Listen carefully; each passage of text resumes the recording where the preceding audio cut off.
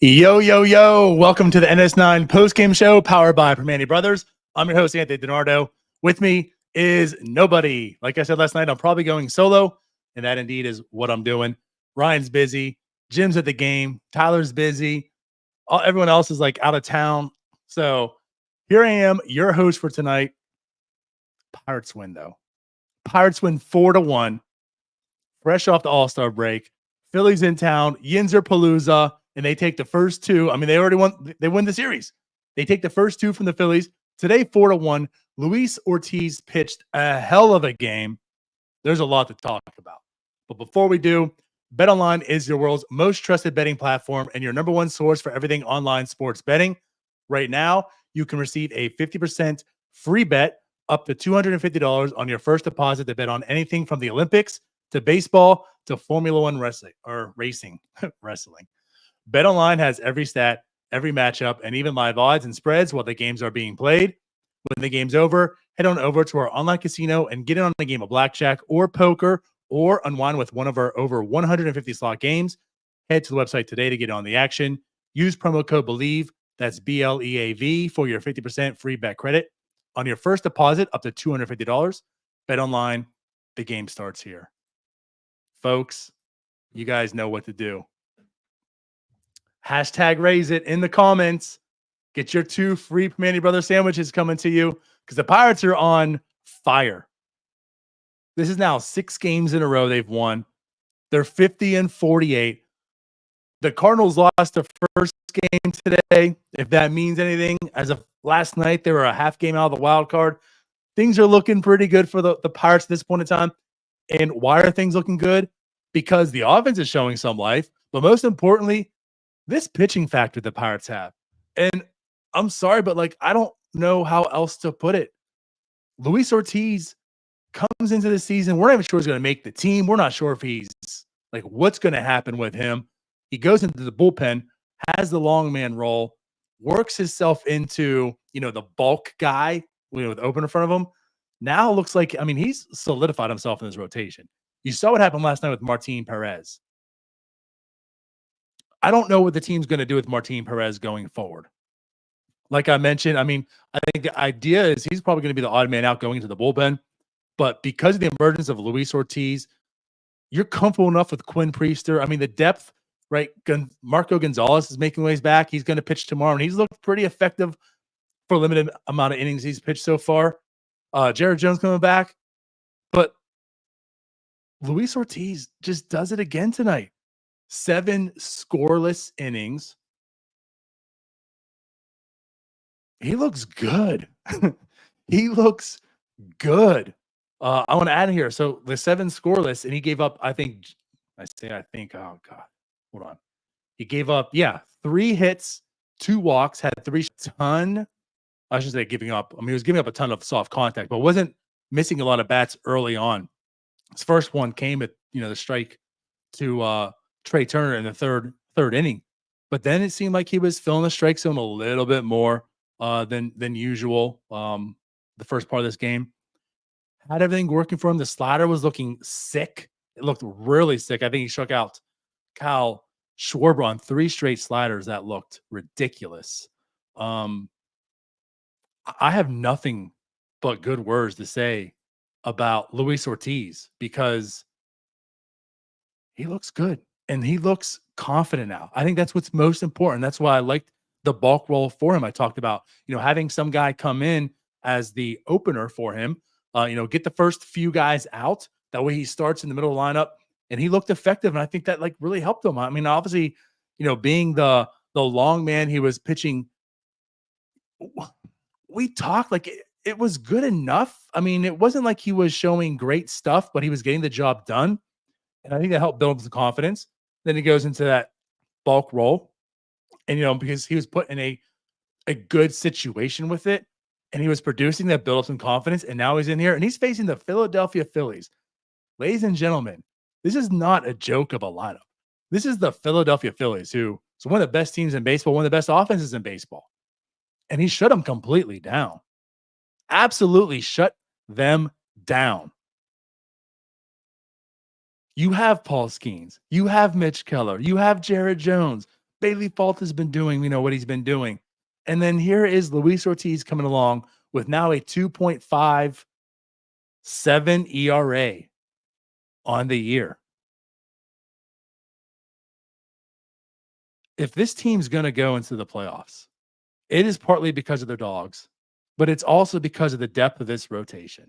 And that's what I say about this pitching factory. Like, I'm all in.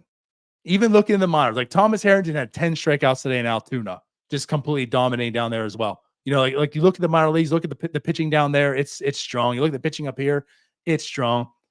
They couldn't fix Martin Perez and make him a really good pitcher. He was good at first, but he's really falling off right now. But it's like, I feel like every time, like everyone you doubt just turns it around right now, and they're pitching effectively. Paul says, Ortiz might be the MVP of the season. Like we talked about, I can't give him MVP because, like Paul Skeens, Brian Reynolds, what those guys are doing, even Mitch Keller. But I think Luis Ortiz is definitely an underrated piece, and he's a big part of why this team is, being successful this year. Everyone joked about the rotation. Everyone joked and complained, and I'll say whined, right, about the rotation starting up on the second half. And yeah, Martin Perez didn't do what he needed, but the offense came through big. And then Luis Ortiz just had a masterclass tonight. I mean, when it comes to this team's rotation, like, it doesn't matter at this point in time for the most part, right? It just doesn't matter. You have 4 guys that you can absolutely trust right now. And that's about to become 5 really soon. So, again, Luis Ortiz just shutting this team down. Great start by him. I do want to get to the offense here. Christopher Sanchez was on the other side. I mean, he was an all-star. He's a very good pitcher. This team is also the Phillies. We're talking about the Pirates pitchers, right? The reason the Pirates can get through the playoffs and be a team that's going to be scary is because their starters, right? Well, the Phillies had that also. They got some dogs in their rotation as well, along with some hitters too. Christopher Sanchez is every bit of that. He's been having a magnificent season. He comes in here and he pitched well. I mean, he pitched well. Luis Ortiz outdueled him, though. I mean, he looked like the better pitcher. He was getting better results. And of course, he lasted 7 where Sanchez was pulled, and the Pirates drew blood against him first. But, it wasn't – the Pirates were, they were getting some guys on base, drawing some walks, getting some hits scattered, but never collecting enough. And then Andrew McCutchen, as I labeled it, Cutchapalooza. Andrew McCutchen breaks it finally after his pitcher's duel here. 5 innings on both sides where just no scores, not much offense coming. Andrew McCutchen opens things up, gets the solo shot. Andrew McCutchen's my DH. Andrew McCutchen's our DH. And I'm happy Andrew McCutchen is the DH because Andrew McCutchen's good. And he started off shaky, which is a lot of bad luck, I felt. And he's been cold recently, right? And that's also well-deserving.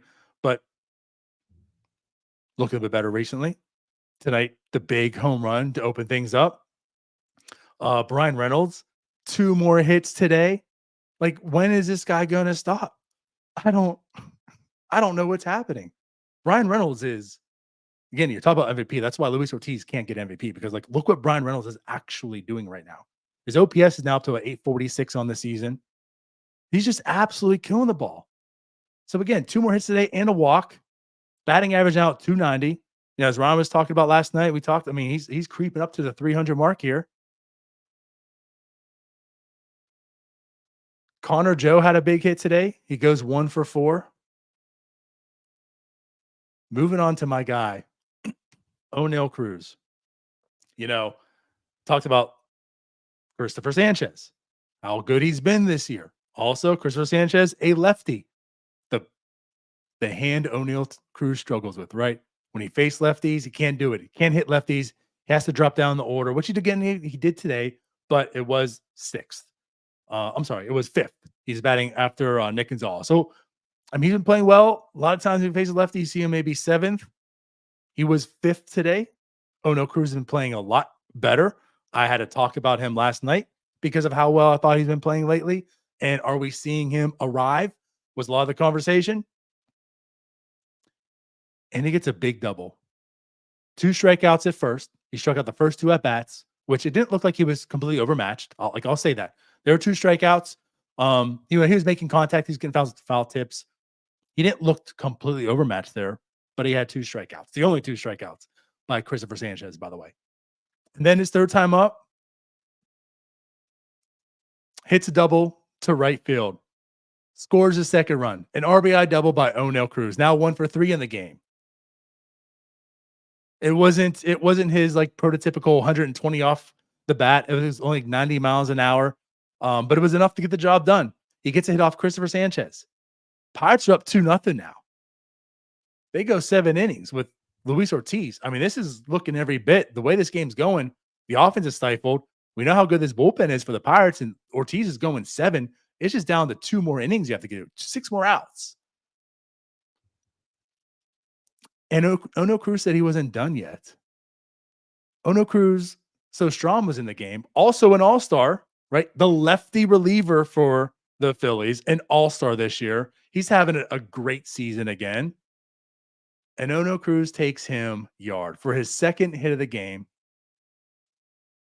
Guys, I feel as if I'm all in. And I'm sorry, I know I'm kind of eluding some of the comments in here. It's just myself. So to talk and see all the comments, it's kind of hard right now. But yeah, Oneil Cruz goes yard, becomes a 4-0 ball game. At 2-0, I mean, everything just felt this team could win it at 2-0. But Cruz making it 4-0. Once again, adding the insurance runs. This was something this offense just couldn't do earlier in the season, right? 2-0, especially off Christopher Sanchez. You know, that's all you can expect. And like when they did score runs, there's always in 1 inning. So to ask for insurance runs before, couldn't expect that. Now, Oneil Cruz against a good lefty hits a home run. It's a 4-0 ball game. Oneil Cruz now up to a 766 OPS. This guy's been on fire. I put out there his past 125 plate appearances, where he's, I think, a 125 weighted runs created plus hitter, slugging over 500, 7 home runs in the past 31 games. Now, 8 home runs in the past 32 games. But it was like also the base running rate, the defense I talk about. Another game where he didn't have any errors today. That's now just in the past 39 games, he has just 2 errors. Again, that's what we're talking about with Oneil Cruz. You know, factually speaking, just 2 errors in the last 39 games. He's looking good everywhere. And I said, I'm not joking. I did say today, he was on second base. I think it was Hayes. Who was it? I think it was Hayes. Hit the grounder to Trey Turner. And again, like I'm not putting this on Cruz. I don't think this was big IQ Oneil Cruz, you know, getting in the way of Trey Turner. But like, this is what Oneil Cruz can do. He's 6'7", guys. He's a huge body. I legit think as the ball was hit and he was running to third, and again, not because Oneil Cruz had this big IQ in doing it, but he just got in the way. Trey Turner did not have a clean look at that ball, and he misplayed it, which allowed, again, I do believe it was Hayes, to get on first base. Safe. Which, by the way, Hayes had 2 hits today. Talked about Hayes looking a little bit better recently. I still like it's a little bit better. His OPS now over 600, which is, again, it's a big mark for him, knowing where he was. But this offense doing a lot. Even Grandal getting in the action today. Grandal had a double early in the ball game. So again, like you have the starting pitching. I'm not ready to dub the offense good by any means, but it certainly has looked better. It just hasn't been consistent. That's been the problem. You see the 10 runs they score and they come the next game being shut out. But the way they came back and won yesterday's game, I think spoke a lot. People are calling that the game of the year, and I can't doubt them for that. The Phillies had every opportunity to put their foot on the Pirates' throat and say, "You guys aren't coming back. You guys are losing this game," and the Pirates didn't accept it. And they came back and won last night, and they did it another way today. They came in there and they shut the Phillies down, and they ensured they did so. They put their foot on the Phillies' throat, and ensure they lost. Now, granted, David Bednar comes in for the save, gave up the solo shot to Bryce Harper. It is Bryce Harper. It was 1 run. So the Phillies ended up scoring 1 run. Pirates went 4-1 today. But again, that's what the insurance runs do for you as well. That's why Oneil Cruz, he had so many reasons yesterday of helping win that game, right? With the small things that he did. And today, that homer was a big part of, why I felt comfortable, because it was 1 run, but 2-1 ball game. Now it's a little bit different. Now you're a little nervous. 4-0 to get the solo shot. They still need 3 runs. You feel very comfortable. David Bednar still feeling pretty confident and pretty good on that mound, which, again, like, he did look pretty good. But also, let's go to Aroldis Chapman. How good did he look today? He comes in, so he relieves Luis Ortiz, right, into the 8th inning, just blowing gas. 3 straight strikeouts. Hit 103 point something, I forget. Just this is Aroldis Chapman. We see bad Aroldis Chapman, and then you see outings like this. And this is why, like, I feel you keep him. You're probably going to shop him and see what you can get. Maybe you trade him and also add a reliever to replace him, save some money in doing so. But this is why I feel like Martin Perez is the one that's being shipped away and Chapman saved, because Perez can open up that flexibility for you, right? Relieve some of that salary. But there's not many people that can do what Chapman just did tonight. There's not many people in Major League Baseball, if any, that can do what Chapman did tonight. Mason Miller, right? Is that about it? So this is why I feel like Chapman's on this team for this playoff run, because that's what you can call it. They're absolutely in the thick of things right now. It is July 20th. Tomorrow's a new day, right? There's basically 10 more days till the deadline. That's coming up. I know everyone's in the chat asking about trades, and of course the Marlins, right? We know there's a center fielder on that team that could certainly look good in the Pirates uniform. By the way, everyone, comment, raise it, hashtag raise it in the comments. Your chance. 2 free Primanti Brothers sandwiches. We'll be giving those away here shortly. But yeah, again, back to Chapman. He's here. Like, you have Bednar, you have Holderman, Barucki's on the mend coming back. Majinski's been a shining star as well. He's been a large part of the bullpen's success recently. Adding them much quality depth. We talked about, like, if it's not one of the big 3, if it's not Holderman, Chapman, or Bednar, like, this bullpen can't hold any team. Majinski coming in has been a big part of helping that. Yeah, I have every intention of keeping Aroldis Chapman on this team, even with the ups and downs. There's still plenty of downs, but he's gonna be a big part of this team's success, in the second half as well. Anyways, yeah, I don't know what else more to add on here. Nick Gonzalez, he went 1 for 4. I feel like he's been. It's weird. Like, I don't want to say he's completely unlucky, but he looks good. Again, like, he just looks good. 704 OPS on the year. Tonight, like, a good example of it, he had 1 hit that was like a bit of a blooper, and Rojas just completely robbed him of that hit.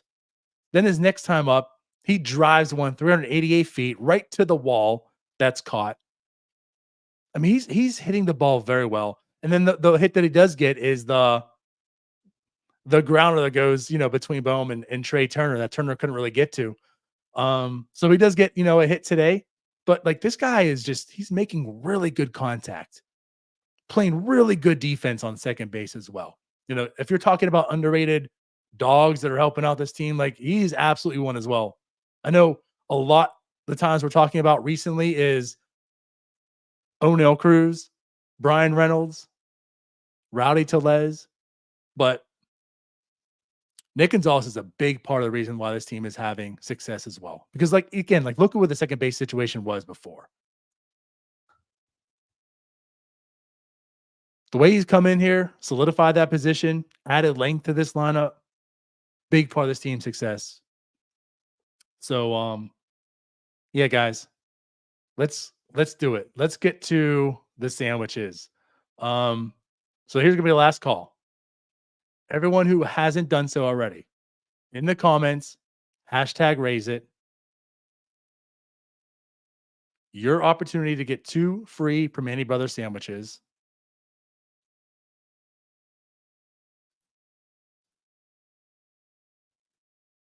I want to put this up now. 94 entries. We'll give some people some time here.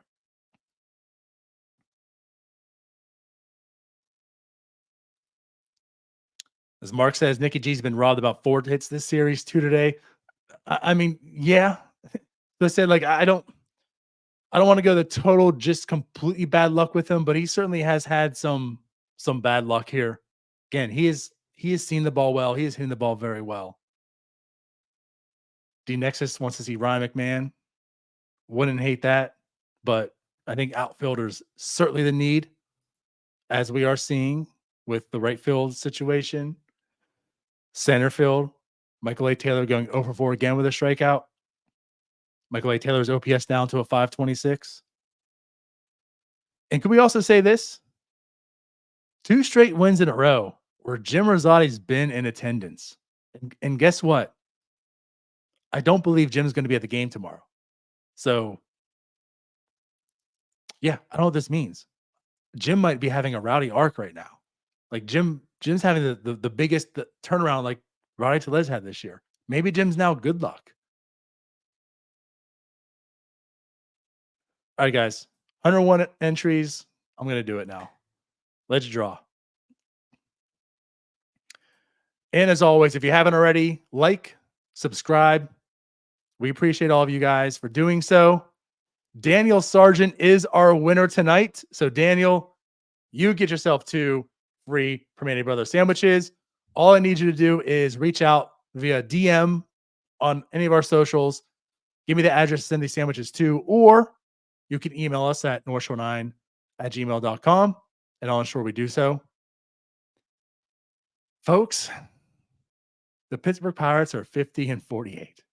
I didn't think we'd be saying that right now on July 20th, but here we are, 6 in a row, 2 in a row to the Philadelphia Phillies. Tomorrow, Pirates face off again. Marco Gonzalez will be pitching. As stated, it's been very limited. He's been injured most of the year, but when he has pitched, he has looked very effective. Sweep, no sweep, I don't know. Taking 2 out of 3 from the Phillies was huge. And you have a big series coming up after that with the Cardinals. And guess what, guys? Guess what?